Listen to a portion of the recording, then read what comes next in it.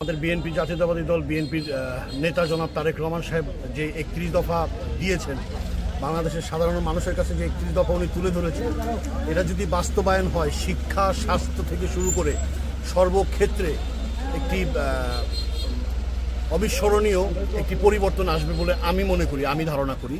এবং আমরা বের হয়েছি ৩১ দফা নিয়ে। ৩১ দফা ওনার একটা নির্দেশ রয়েছে আমাদের প্রতি যে এই ৩১ দফা গ্রামে গঞ্জে সব মানুষের হাতে যেন তুলে দেয়, কেউ যাতে এই ৩১ দফাটা সম্পর্কে যাতে সবাই অবগত থাকে, বাংলাদেশের সব মানুষের। তাই বিএনপির সর্বক্ষেত্রের সব জেলার সব উপজেলার নেতারা আমরা যারা আছি, যারা আমরা বিএনপি করি, এই দলে আছি এবং এই দল থেকে মনোনয়ন প্রত্যাশা করি, আমরা সবাই বাজারে ঘাটে সব জায়গায় এই ৩১ দফা আমরা পৌঁছে দেওয়ার চেষ্টা করছি মানুষের হাতে। আমি মনে করি এটা একটা বড় পরিবর্তন আনবে, দেশকে সুশৃঙ্খল করতে, দেশকে প্রগতিশীল করতে। আমি আসলে আমার বাবা এখানে ৩ বার সংসদ সদস্য ছিল, আমার মা ছিল একবার।